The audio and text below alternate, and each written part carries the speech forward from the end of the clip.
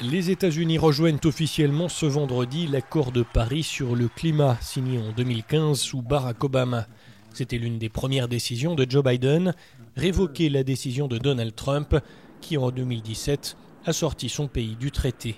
Son successeur va même plus loin et s'engage à atteindre la neutralité carbone en 2050, en bref, à ce que toutes les émissions polluantes soient compensées par les écosystèmes ou des solutions techniques.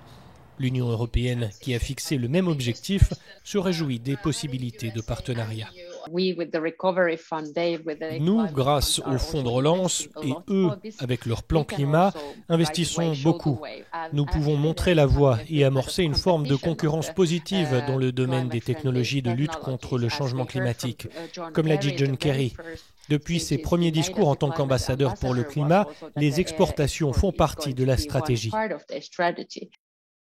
En raison des énergies fossiles et de ses secteurs industriels et agricoles, les États-Unis sont les seconds pollueurs au monde, derrière la Chine, qui compte pour près d'un tiers des émissions.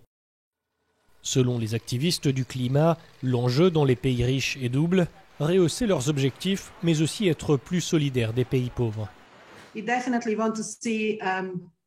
Nous espérons vraiment voir davantage de décisions visant à annuler les investissements dans les combustibles fossiles, y compris dans le gaz, car nous voyons encore beaucoup d'investissements dans les terminaux de gaz naturel liquéfié.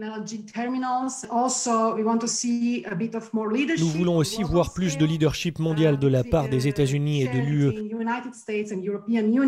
et de la solidarité envers le Sud, car nous appelons à un réel transfert de connaissances et de technologies vers le Sud pour soutenir la transition dans les pays moins développés. Le plan climatique de Joe Biden repose sur un investissement de 2000 milliards de dollars visant à créer 10 millions d'emplois dans les énergies propres. Le président américain promet aussi de limiter les émissions de méthane des forages pétroliers et gaziers.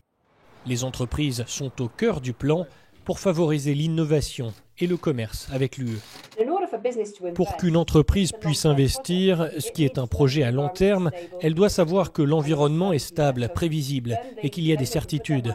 Elle peut alors investir dans les nouvelles technologies qui sont nécessaires non seulement pour qu'elles réduisent leur propre empreinte carbone, mais aussi, et c'est ce que nos entreprises font depuis de nombreuses années déjà, pour qu'elles apportent des solutions permettant à la société et aux autres entreprises de réduire leur empreinte carbone.